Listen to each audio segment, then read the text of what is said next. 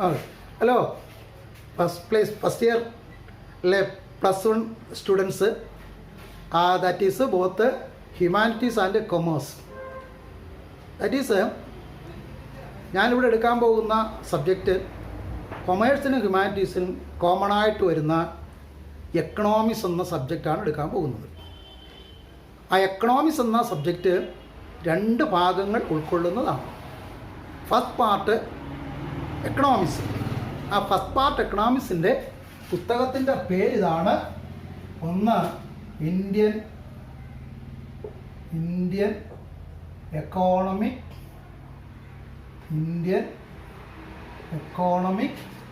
Development. Indian economic development. രണ്ടാമത്തെ പുസ്തകത്തിൻ്റെ പേരാണ് statistics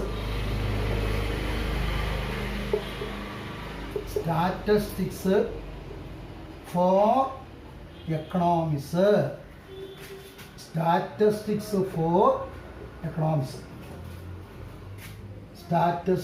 for economics.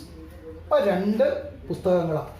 Indian economic development, statistics for economics.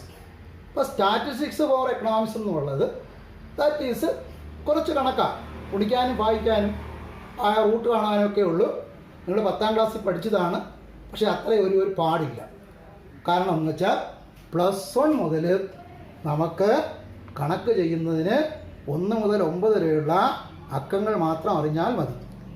അതിൻ്റെ കാരണം നമുക്ക് കാൽക്കുലേറ്റർ ക്ലാസ്സിൽ ഉപയോഗിക്കാം, പരീക്ഷയ്ക്ക് ഉപയോഗിക്കാം. ഇപ്പോൾ കാൽക്കുലേറ്റർ ഉപയോഗിക്കാവുന്നത് കൊണ്ട് അല്ലേ എല്ലാം ആ പ്രശ്നം കൂടെ അവസാനിക്കുക. അതുകൊണ്ടാണ് പറഞ്ഞത് 1 മുതൽ 9 വരെ ഉള്ളതും അല്ലേ ആ അക്കങ്ങൾ അറിഞ്ഞാൽ മതി. 0 മുതൽ 1, 9, 0 വരെയുള്ള അക്കങ്ങൾ അറിഞ്ഞാൽ നമുക്ക് എന്തും ചെയ്യാം. കാരണം കാൽക്കുലേറ്റർ ക്ലാസ്സിൽ ഉപയോഗിക്കാം, പരീക്ഷയ്ക്കും കൊണ്ടുപോകാം. അതുകൊണ്ട് സ്റ്റാറ്റിസ്റ്റിക്സിൻ്റെ പ്രശ്നം തീർന്നു. അപ്പോൾ നമുക്ക് 2 പുസ്തകങ്ങളാണ് പഠിക്കേണ്ടത്. ഇന്ത്യൻ എക്കണോമിക് ഡെവലപ്മെൻറ്റും സ്റ്റാറ്റിസ്റ്റിക്സ് ഫോർ എക്കണോമിക്സ്. അതായത് സാമ്പത്തിക ശാസ്ത്രം വിശകലനം ചെയ്യാൻ സ്റ്റാറ്റിസ്റ്റിക്സിൻ്റെ മലയാളം സാംഘികമെന്നാണ്. സ്റ്റാറ്റിസ്റ്റിക്സ് സാംഘികം അല്ലേ. പരീക്ഷ 80 മാർക്കിൻ്റെ എക്സാമിനേഷനും 20 മാർക്കിൻ്റെ സി പാർട്ടുമാണ്. 80 മാർക്കിൻ്റെ എക്സാമിനേഷൻ, റിട്ടൺ എക്സാമിനേഷനിൽ അല്ലേ ജയിക്കാൻ വേണ്ടത് 24 മാർക്ക്. 24 മാർക്ക് ഉണ്ടെങ്കിൽ ജയിക്കും. ഒപ്പം എന്താ 80 മാർക്കിൻ്റെ 20 മാർക്കിൻ്റെ സി പാർട്ട് അല്ലേ. അതുപോലെ നമുക്ക് 100ന് 100 വായിക്കാവുന്ന സബ്ജക്റ്റാണ് ഇതാ എക്കണോമിക്സ്. അപ്പോൾ ആദ്യം നമ്മൾ എടുക്കാൻ പോകുന്നത് ഇന്ത്യൻ എക്കണോമിക് ഡെവലപ്മെൻറ്റ് അഥവാ എക്കണോമിക്സ് എടുക്കുന്നു, സ്റ്റാറ്റിസ്റ്റിക്സ് വിടുന്നു അല്ലേ. വിടുന്നതല്ല, ക്ലാസ് തുടങ്ങുമ്പോൾ എടുക്കാം. കാരണം കൂടുതൽ അല്ലേ ഒരുപാട് കാര്യങ്ങൾ ബിഗിനേഴ്സ് എന്ന നിലയിൽ നിങ്ങൾക്ക് ക്ലാസ്സിലിരുന്ന് പറഞ്ഞു തന്നാലേ മനസ്സിലാവും. അപ്പോൾ ഇന്ത്യൻ എക്കണോമിക് ഡെവലപ്മെൻറ്റ് അല്ലേ, ഇത് 10 ചാപ്റ്ററുള്ള ഒരു സിലബസാണ്. അല്ലെ ഒന്നാമത്തെ അല്ലേ ഇന്ത്യയെക്കുറിച്ചാണ് പഠിക്കുന്നത്. എന്നുവെച്ചാൽ ഇന്ത്യയുടെ സാമ്പത്തിക വികസനം എന്താണ്. What you mean by economic development of India?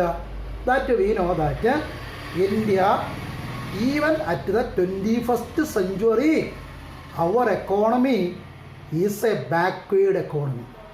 നമ്മുടെ രാജ്യം സാമ്പത്തികമായി പിന്നിലാണ്. എപ്പോഴാണ്? ഈ 21ാം നൂറ്റാണ്ടിലും. എന്തുകൊണ്ടാണ് അല്ലേ? How can B prove it? എന്ത് ചെയ്യാം അല്ലേ? നോക്കിക്കേ, ദാരിദ്ര്യം ഏറ്റവും കൂടുതൽ ഇന്ത്യയിലാണ് അല്ലേ. അക്ഷരാഭ്യാസം ഏറ്റവും കൂടുതൽ ഇന്ത്യയിലെ, അതായത് നിരക്ഷരത ഏറ്റവും കൂടുതൽ ഇന്ത്യയിലാണ്. മരണനിരക്ക് ഏറ്റവും കൂടുതൽ ഇന്ത്യയിലാണ് അല്ലേ. അപ്പം ചുരുക്കി പറഞ്ഞാൽ അല്ലേ ദാരിദ്ര്യവും മരണനിരക്കും അല്ലേ നിരക്ഷരത illiteracy, these all are the common features of an underdeveloped or a developing economy. അപ്പോൾ നമ്മൾ ഈ വർഷം പഠിക്കാൻ പോകുന്നത് അല്ലേ നമ്മുടെ രാജ്യത്തിൻ്റെ സാമ്പത്തിക വികസനം എങ്ങനെ സാധ്യമാക്കാം. How can be make possible the development of our economy. ഒന്നാമത്തെ ചാപ്റ്ററിൻ്റെ പേര് അല്ലേ, അതായത് പേരിതാണ് അല്ലേ Indian economy on the eve of independence. Chapter 1 എൻ്റെ പേര് നോക്കിക്കേ, Indian economy on the eve of independence. പുസ്തകത്തിൻ്റെ പേര് ചാപ്റ്റർ 1 അല്ലേ, Indian economy on the eve of independence അല്ലേ. എന്താണ് എൻ്റെ മീനിങ്? എന്താ? അതായത് സ്വാതന്ത്ര്യത്തിൻ്റെ കാലഘട്ടത്തിൽ ഇന്ത്യയുടെ സാമ്പത്തിക അവസ്ഥ, economic condition of India at the time of independence. Economic condition of India at the time of independence. നമ്മളിപ്പോൾ നമ്മുടെ സ്വാതന്ത്ര്യദിനം കഴിഞ്ഞ ശനിയാഴ്ച ആഘോഷിച്ചുകൊണ്ടിരിക്കുക അല്ലേ. അപ്പോൾ സ്വാതന്ത്ര്യം കിട്ടിയ സമയത്ത് ഇന്ത്യയുടെ സാമ്പത്തിക അവസ്ഥ, that is we know four several centuries India that was under the rule of British. That is നമുക്കറിയാം, ഇന്ത്യയിൽ ധാരാളം വിദേശീയർ വന്നിട്ടുണ്ട്. ആരൊക്കെയാണ് വന്നത്? പോർട്ടുഗീസുകാർ, ഡച്ചുകാർ, ഫ്രഞ്ചുകാർ, ഇംഗ്ലീഷുകാർ അല്ലേ. ദാറ്റ് ഈസ് ദീസ് ഫോറിനേഴ്സ് അല്ലേ. ബിഫോർ ദാറ്റ് ദ ചൈനീസ് അല്ലേ, ആരബ്സ് അല്ലേ, ആൻഡ് അതർ അല്ലേ Asian countries they were in India. ഇവർ ഇന്ത്യയിൽ വരാൻ കാരണം എന്താ? India that was world famous for several items. These items such as അല്ലേ അവർ റിച്ച് സ്പൈസസ്, നമ്മുടെ സമ്പന്നമായ സുഗന്ധവ്യഞ്ജനങ്ങൾ അല്ലേ, കുരുമുളകും കാപ്പി അല്ലേ, ജിഞ്ചറും അല്ലേ, കാർഡിമോ അങ്ങനെയുള്ള സാധനങ്ങൾ അല്ലേ, കാപ്പി, ഏലം അല്ലേ, നോക്കിക്കേ കുരുമുളക് അല്ലേ, അങ്ങനെയുള്ള ഈ പറഞ്ഞ സുഗന്ധവ്യഞ്ജനങ്ങൾ അല്ലേ. ഒപ്പം അപ്പം ദാറ്റ് മീൻസ് ഈ യൂറോപ്യൻസ് എല്ലാം ഇന്ത്യയിൽ വന്നത് നോക്കിക്കേ എക്കണോമിക് റീസണാണ്, or otherwise only for commercial reasons, വാണിജ്യ താല്പര്യത്തിനാണ് വന്നത് അല്ലേ. കാരണം എന്താ? India during that period when Britishers came അല്ലേ കടന്നു വന്നപ്പോൾ എല്ലാവരും വാണിജ്യ താല്പര്യത്തിനാണ്. അപ്പോൾ ഞാൻ പറഞ്ഞല്ലോ ആരൊക്കെ വന്നിട്ടുണ്ട്, നിങ്ങൾ 10ാം ക്ലാസ്സിൽ പഠിച്ചിട്ടുള്ളതാണ്. ഫ്രഞ്ചുകാർ വന്നു, ഡച്ചുകാർ വന്നു അല്ലേ, പോർട്ടുഗീസുകാർ വന്നു, ഇംഗ്ലീഷുകാർ വന്നു. എല്ലാവരും വന്നത് എന്തിനാ? വ്യാപാരത്തിന് വേണ്ടിയാണ്. അപ്പോൾ ഈ വ്യാപാരത്തിന് വേണ്ടി വന്ന ഈ യൂറോപ്യൻസ് അല്ലേ were quarrelling each other to monopolise trade in India. ഇന്ത്യയിലെ വ്യാപാര കുത്തകയ്ക്ക് വേണ്ടി ഇവരെല്ലാവരും എന്ത് ചെയ്തു? പരസ്പരം മത്സരിച്ചു. ആ മത്സരത്തിൽ വിജയിച്ചത് ആരാ? ബ്രിട്ടീഷുകാരുമാണ് അല്ലേ. ബ്രിട്ടീഷുകാരാണ് മത്സരിച്ചത്. ഇനി ഇന്ത്യ അല്ലേ യൂറോപ്യന്മാർ വരുന്ന സമയത്ത് ഇന്ത്യയിലെ പ്രധാനപ്പെട്ട അല്ലേ, അപ്പോൾ എല്ലാവരും വന്ന് എന്തിനു വേണ്ടിയാ? കൊമേഴ്ഷ്യൽ റീസൺസ്, വാണിജ്യ താല്പര്യമാണ്. ഇന്ത്യയുമായിട്ട് സുഗന്ധവ്യഞ്ജനങ്ങൾ വാങ്ങി അല്ലേ കച്ചവടം ചെയ്താൽ ഇന്ത്യക്ക് അവർക്ക് വൻതോതിൽ എന്ത് കിട്ടും? ലാഭം കിട്ടും. അപ്പോൾ ബ്രിട്ടീഷുകാർ ഇന്ത്യയിൽ വരുമ്പോൾ ഇന്ത്യ ഭരിച്ചിരുന്നത് ഇന്ത്യ അല്ലേ AD 1600 ഈസ്റ്റ് ഇന്ത്യ കമ്പനി നിലവിൽ വരുന്നത് അല്ലേ. ഈ യൂറോപ്യൻ ഇന്ത്യയിൽ വരുമ്പോൾ India that was consist of small that is kingdoms. കൊച്ചു കൊച്ചു രാജാക്കന്മാരുടെ ഭരണത്തിലായിരുന്നു, അനേകായിരം രാജാക്കന്മാർ അല്ലേ അല്ലേ. ഈ രാജാക്കന്മാർ തമ്മിലോ they have no unity, they are quarrelling each other, attacking each other. അവർ പരസ്പരം എന്ത് ചെയ്തു? ആക്രമിച്ചു കൊണ്ടിരുന്നു. ഒരു യൂണിറ്റിയും ഇല്ല. അപ്പോൾ യൂറോപ്യന്മാർക്ക് പ്രത്യേകിച്ച് ബ്രിട്ടീഷുകാർക്ക് മനസ്സിലായി ഇന്ത്യയിൽ വ്യാപാര കുത്തക നേടണമെങ്കിൽ എന്ത് നല്ലതാ? ഭരണം കിട്ടണം. അപ്പം ഇന്ത്യക്കാരുടെ സ്ഥിതി എന്താ? രാജാക്കന്മാർ തമ്മിൽ അല്ലേ there has any political unity, they are attacking and quarrelling each other. ഈ ഘട്ടത്തിലാണ് ബ്രിട്ടീഷുകാർ ഇന്ത്യയിലെ ഭരണം കീഴടക്കാൻ തുടങ്ങി. അതിനുവേണ്ടി അവരാദ്യമായി നടത്തിയ യുദ്ധമൊക്കെ 10ാം ക്ലാസ്സിൽ നിങ്ങൾ പഠിച്ചിട്ടുണ്ട്. അല്ലേ ആദ്യം നടത്തിയ യുദ്ധമായിരുന്നു. അല്ലേ, ബംഗാൾ നവാബിനെ തോൽപ്പിച്ചു, അവർ രാജ്യം കീഴടക്കി. അല്ലേ, ബംഗാൾ നവാബിനെ തോൽപ്പിച്ച് അവർ രാജ്യം കീഴടക്കി. അത് തുടങ്ങി ഓരോരോ രാജ്യങ്ങളും അവരുടെ നിയന്ത്രണത്തിൽ വന്നു. അല്ലേ, ഇനി നമുക്കതിൻ്റെ ഹിസ്റ്ററി അല്ല വേണ്ടത്, economic condition. When Britishers came to India, India was rich in അല്ലേ ലാർജ് വെറൈറ്റി ഓഫ് അല്ലേ തിങ്സ്. ദേ ആർ ലൈക്ക് ഒന്ന് കോട്ടൺ, പരുത്തിത്തുണി, അല്ലേ, ജൂട്ട്, ചണ ഉൽപ്പന്നങ്ങൾ. ഇപ്പോൾ കോട്ടൺ, ജൂട്ട്, സ്പൈസസ്, അല്ലേ, ആ നെസ്റ്റീസ് നോക്കിയേ. ഇപ്പോൾ കോട്ടൺ, ജൂട്ട്, സ്പൈസസ്, അല്ലേ, ജ്വല്ലറി, സ്വർണ്ണാഭരണ നിർമ്മാണം, അല്ലേ, അയൺ വർക്ക്സ്, അല്ലേ, ഇരുമ്പിലുള്ള ഉൽപ്പന്നങ്ങളുടെ നിർമ്മാണം, അയൺ വർക്ക്സ്.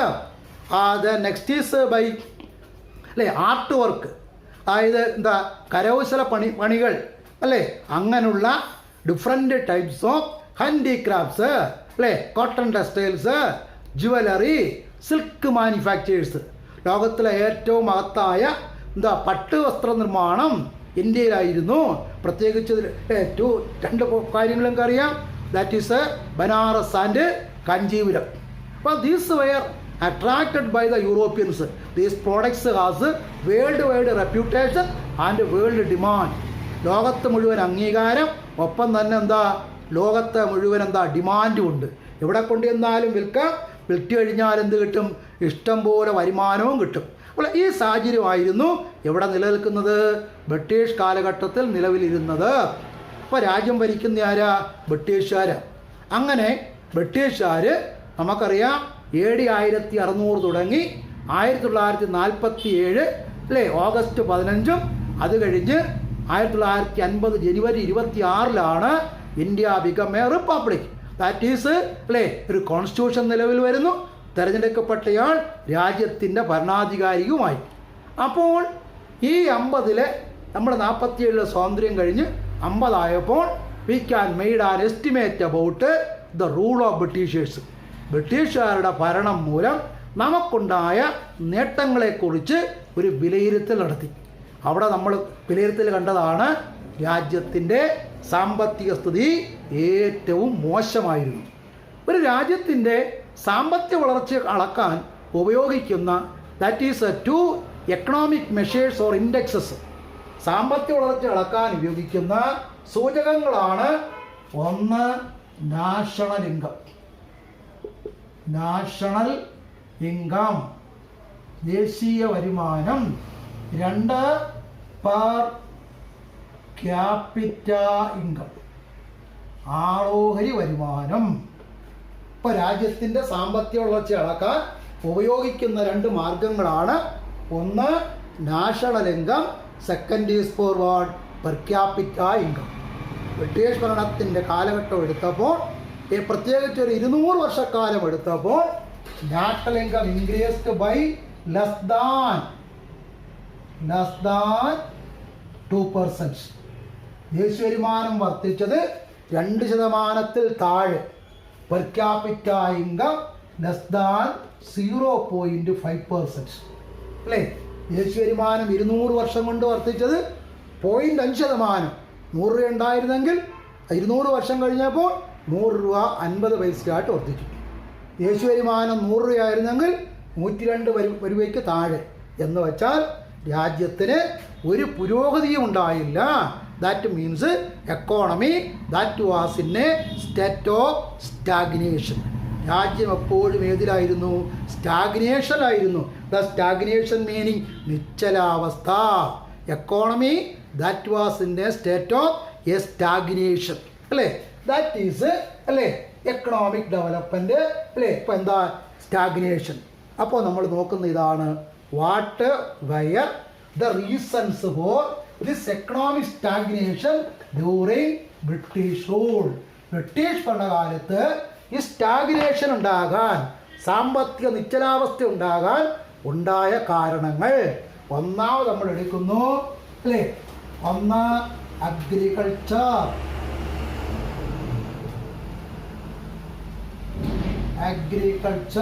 കൃഷി അല്ലേ, നമുക്കറിയാം India an agricultural country. India ഒരു കാർഷിക രാജ്യമാണ്. ദാറ്റ് ഈസ് നോക്കിയേ, about during that period 80% of the people of India directly or indirectly depend upon agriculture for occupation and income. ജോലിക്കും വരുമാനത്തിനും വേണ്ടി എന്ത് ചെയ്തു? 80% ആളുകൾ കൃഷിയെ ആശ്രയിച്ചു അല്ലേ? ഒപ്പം നോക്കിക്കേ അല്ലേ, ഇപ്പോൾ കാർഷിക രാജ്യമായിരുന്നു ഇന്ത്യ അല്ലേ? കാരണം 80% ആളുകളും ഇന്ത്യ ഇത് കൃഷിയെ ആശ്രയിച്ചു. ബട്ട് ഡ്യൂറിങ് ദിസ് പീരീഡ് അല്ലേ, അല്ലേ, majority of the people directly depend upon agricultural production that was very low. കാർഷിക ഉൽപാദനം വളരെ കുറവായിരുന്നു. ബ്രിട്ടീഷ് ഭരണകാലത്ത് കാർഷിക ഉൽപാദനം വളരെ കുറവായിരുന്നു. അഥവാ അഗ്രികൾച്ചറൽ സ്റ്റാഗ്നേഷൻ മീനിങ് നിശ്ചലാവസ്ഥ. ഇപ്പം ബ്രിട്ടീഷ് ഭരണകാലത്ത് കാർഷിക മേഖലയിൽ പുരോഗതി ഉണ്ടായില്ല. അപ്പം നമ്മൾ അല്ലേ ഒരു നല്ല ചോദ്യത്തിന് ഉത്തരം കണ്ടെത്താൻ പോവുകയാണ്.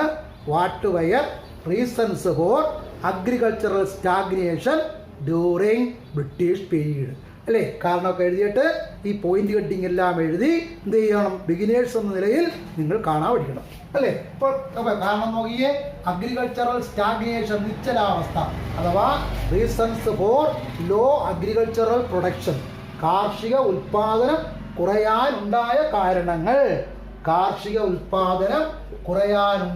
കാരണങ്ങൾ. കാരണം ഒന്നാമത്തെ കാരണം അല്ലേ, കാരണം നോക്കിക്കേ അല്ലേ, ഒന്ന് absence of high yielding variety seeds, HYV seeds, അത്യുൽപാദന ശേഷിയുള്ള വിത്തിനങ്ങളുടെ കുറവ്. Absence of high yielding variety seeds. കൃഷി അഭിവൃദ്ധിപ്പെടണമെങ്കിൽ എന്ത് വേണം? അത്യുൽപാദന ശേഷിയുള്ള വിത്തിനങ്ങൾ വേണം. ഈ അത്യുൽപാദന ശേഷിയുള്ള വിത്തിനങ്ങൾ അല്ലേ ഇന്ത്യയിലില്ല. കാരണം ഈ അത്യുൽപാദന ശേഷിയുള്ള വിത്തിനങ്ങൾ it is the contribution of development of science and technology, ശാസ്ത്ര സാങ്കേതിക വിദ്യയുടെ സംഭാവനയാണ്. അപ്പോൾ ശാസ്ത്ര സാങ്കേതിക വിദ്യയും ഗവേഷണവും ഇല്ലാത്തത് കൊണ്ട് ബ്രിട്ടീഷ് ഭരണകാലത്ത് ഹൈ യീൽഡിങ് വെറൈറ്റി സീഡ്സ് ഇല്ല. അതുകൊണ്ട് ഉൽപാദനം കുറഞ്ഞു. 2 അല്ലേ, ആബ്സൻസ്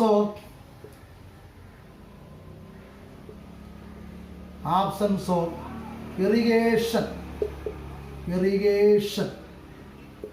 അല്ലേ? ഇന്ത്യയിൽ ഏറ്റവും കൂടുതൽ കൃഷിയുള്ള സംസ്ഥാനങ്ങൾ അല്ലേ തമിഴ്നാട്, ആന്ധ്രാപ്രദേശ്, ബീഹാർ അല്ലേ, മധ്യപ്രദേശ് അല്ലെ, മഹാരാഷ്ട്ര, ഉത്തർപ്രദേശ് തുടങ്ങിയ പഞ്ചാബ് തുടങ്ങിയ പ്രദേശങ്ങൾ. അവിടെയാണ് ഏറ്റവും കൂടുതൽ കൃഷിയുള്ളത്. ഇതെല്ലാം എന്ത് ചെയ്യുന്നു അല്ലേ? ഇന്ത്യ കൃഷിയെക്കുറിച്ച് പറയാറുണ്ട്, Indian agriculture is A Gamble of monsoons. മഴയെ ആശ്രയിച്ചുള്ള കൃഷിയാണ് അല്ലേ? Sometimes may be too much drought, വളരെ വലിയ വരൾച്ച, or may be heavy rain, ഭയങ്കര മഴ. അപ്പോൾ എന്ത് ചെയ്യുന്നു? രണ്ടും കൃഷിയെ ബാധിക്കും. ഇതുണ്ടാകാതിരിക്കണമെങ്കിൽ, ഏത് സീസണിലും കൃഷി ചെയ്യണമെങ്കിൽ എന്ത് വേണം? ജലസേചന സൗകര്യങ്ങൾ വേണം. പക്ഷേ ഇന്ത്യയിൽ ജലസേചന സൗകര്യങ്ങളുടെ കുറവ് മൂലം, ഡാമുകളുടെ കുറവ് മൂലം കൃഷിനാശം, വരൾച്ച മൂലമുള്ള കൃഷിനാശം, that is absence of irrigation. 3 lack of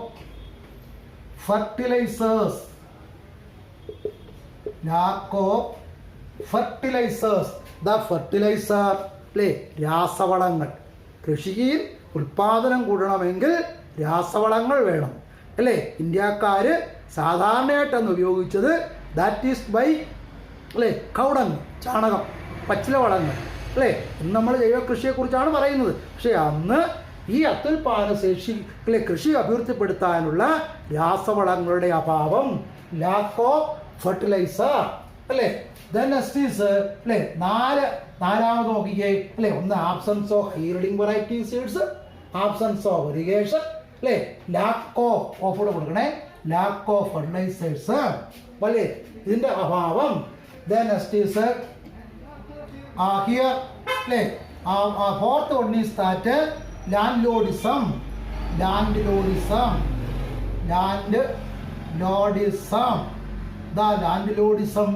അല്ലേ, നോക്കിയേ ജമ്മിത്തം.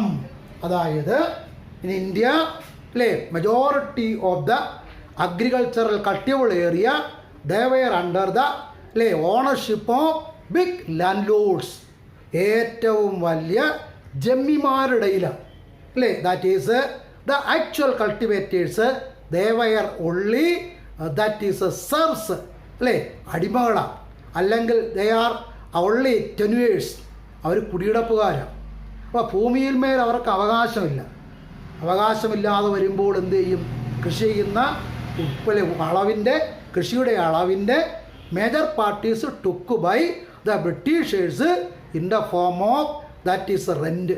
പാട്ടമായിട്ട് ബ്രിട്ടീഷ് കാലഘട്ടത്തിൽ ജമ്മിമാരങ്ങെടുക്കും.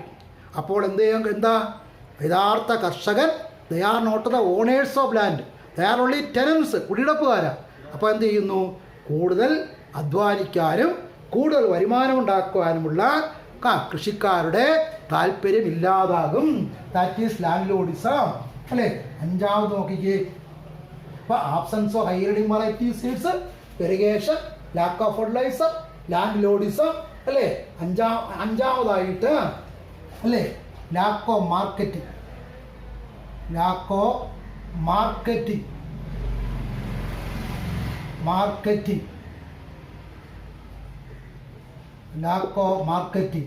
മാർക്കറ്റിംഗ് അല്ലേ. കൃഷി ചെയ്താൽ അത് വിൽക്കാനുള്ള സൗകര്യം വേണം. അതായത് ട്രാൻസ്പോർട്ടേഷൻ്റെ അഭാവം മൂലം ഉൽപ്പാദിപ്പിക്കുന്ന ഉൽപ്പന്നങ്ങൾ അകലെയുള്ള കമ്പോളത്തിൽ കൊണ്ട് വിൽക്കുന്നതിന് കഴിയുമായിരുന്നില്ല. അതുകൊണ്ട് എന്ത് സംഭവിച്ചു, വിപണന സൗകര്യങ്ങളില്ല. ഈ വിപണന സൗകര്യങ്ങളുടെ അഭാവവും കൃഷിക്കാർക്ക് കൃഷി ചെയ്യാനുള്ള താല്പര്യക്കുറവായി അല്ലേ. അപ്പോൾ ബ്രിട്ടീഷ് അല്ലേ, ഇനി നോക്കിക്കേ, ആറാമതായിട്ട് ഹൈ റെൻറ്റ് എന്ന് വെച്ചാൽ എന്താ, പാട്ടം അല്ലേ. കൃഷി ചെയ്യുന്ന അല്ലേ, കൃഷി ഉൽപ്പാദനത്തിൻ്റെ ഭൂരിഭാഗവും പാട്ടമായിട്ട് ജമ്മിയെടുക്കും. അപ്പം കർഷകന് കൃഷി ചെയ്യാനുള്ള താല്പര്യക്കുറവ് അല്ലേ. ദെൻ നെക്സ്റ്റ് ഈസ് ഏഴാമത്തെ point, commercialisation of agriculture. Commercialisation